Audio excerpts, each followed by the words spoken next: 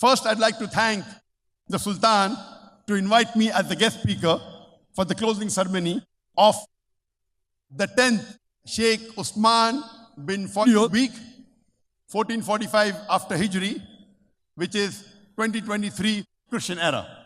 I would like to thank him. It's a pleasure and honor for me to come here to the state of Sokoto. It is the second time I'm coming to Nigeria after 10 years, and this is the first time I'm coming to the state of Sokoto. And I'm really impressed. I'm really impressed by the state of Sokoto, mashallah. I'm told more than 99% are Muslims.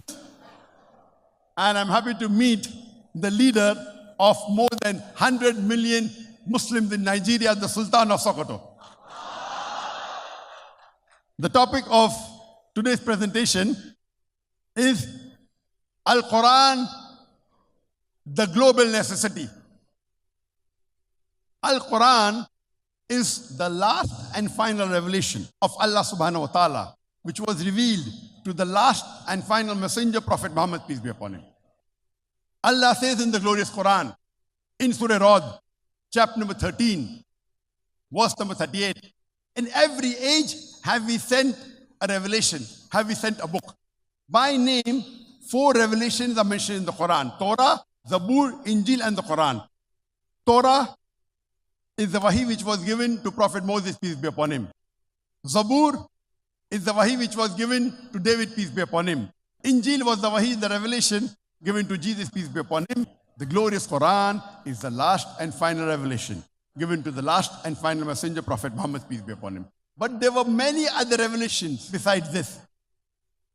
For example, Sufa Ibrahim and many others. As the Quran says, in every age have we sent a revelation.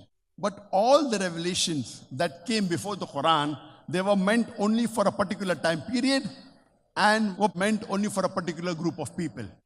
But since the glorious Quran is the last and final revelation, it was not meant only for the Muslims or the Arabs, it was meant for the whole of humanity. And it is meant till the last day of judgment. Allah says in the glorious Quran, in Surah Ibrahim, chapter number 14, verse number 1, Alif Lam Ra.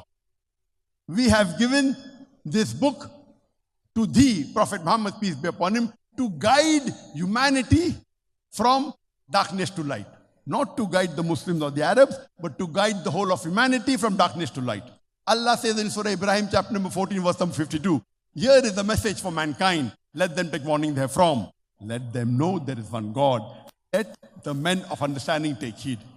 Allah repeats the message in Surah Baqarah, chapter 2, verse number 185. Ramadan is the month in which the Quran was revealed as a guidance to humanity. Allah repeats the message in Surah Az-Zumur, chapter 39, verse 41. That this is a message given to thee to instruct humankind. Given to Prophet Muhammad sallallahu alaihi wasallam, not to instruct only the Muslims or the Arabs, but to instruct the whole of humanity. This glorious Quran was revealed for the whole of humanity.